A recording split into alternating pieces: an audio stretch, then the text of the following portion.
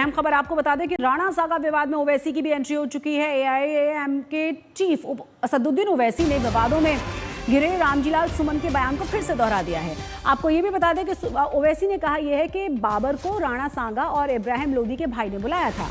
बाद में बाबर की नीयत बदल गई और वो वापस नहीं गया।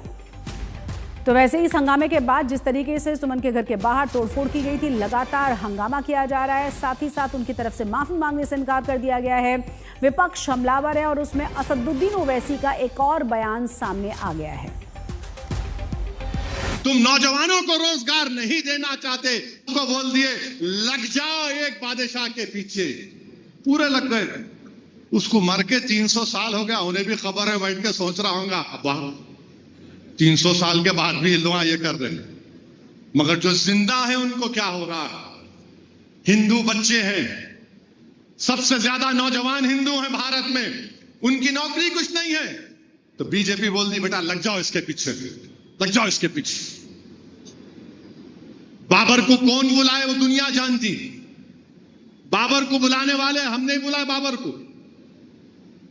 को कोई और बुलाए थे। इब्राहिम लोदी का भाई और राणा संगा मिलके बुलाए। अब ये और बात है, बाबर की नीयत खराब हो गई जीतने के बाद, मैं नहीं जाता हूं यहां से। अब उन्हें नहीं गया तो मैं जिम्मेदार।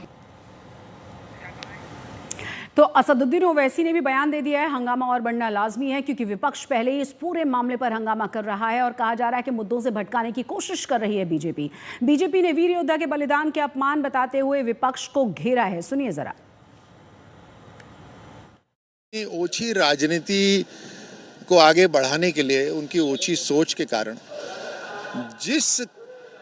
जिन लोगों के बलिदान की वजह से आज वो स्वतंत्र होकर बोल पा रहे हैं, जिन योद्धाओं के बलिदान की वजह से हमारा सनातन, हमारी संस्कृति, हमारी परंपरा, हमारा लोकतंत्र आज जिंदा है, उन्हीं लोगों, उसी आज़ादी को लेकर ऐसे योद्धाओं का अपमान कर रहे हैं अपनी ओछी राजनीति को लेकर। ये बहुत ही दुख की बात है।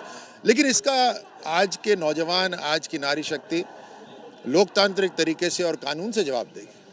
और ऐसी ताकतों को जो देश को नीचा दिखाना चाहती हैं, जो देश के योद्धाओं को अपमानित करना चाहती हैं, ऐसी ओछी सोच को परास्त करेंगे। उनका इस तरह से अपमान करना, आए दिन कोई ना कोई इस तरह से एजेंडा चलाना और देश में ये प्रतिक्रिया लाना, ये क्रोध की और ये एक मन मुटाव की और काटने की या बंटवारा करने की ये जो भावना हमेशा लाते रहना, ये बहुत ही गलत बात है। और मुझे लगता है कि जो जिन लोगों ने किया है उनको देना चाहिए।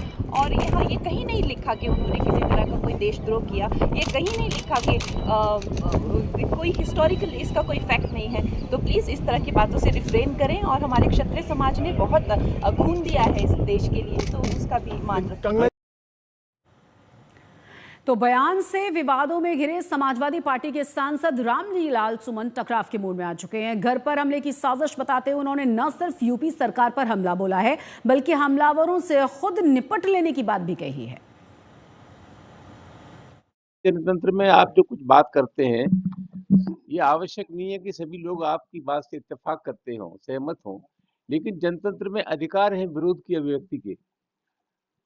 प्रदर्शन कर सकते हैं, आप धरना दे सकते हैं, अखबारों में समाचार दे सकते हैं, जो जनतंत्र में अधिकार हैं उनका इस्तेमाल सकते हैं। ये तो विशुद्ध गुंडई है, लफंगईगिरी है, ये तो अवांछनीय तत्वों का हमला है मेरे घर पे, मेरे परिवार पे, हमें नेस्त नाबूद करने का ये व्यवस्थित प्रयास है, जंगल राज है। और जिस तरह से ये हमला हुआ आप सब लोग जानते हैं, इस हमले को रोका जा सकता था। लेकिन मुझे बेहद तकलीफ है कि सब कुछ होने के बावजूद भी ये हमारे घर परिवार पर हमला हुआ। ये एक मनोवृत्ति है, ये एक मनोवृत्ति है। ये वही लोग हैं जो मुख्यमंत्री न रहने के बाद जिन लोगों ने अखिलेश यादव का घर की सफाई की, ये वही लोग हैं जो दलितों के बारात को नहीं चढ़ने देते, ये वही लोग हैं जो अकलियत के खिलाफ है, ये वही लोग हैं जो पीडीए के खिलाफ है। तो कुल मिलाकर के ये सुनियोजित षड्यंत्र था जो हमारे घर पर हमला किया गया।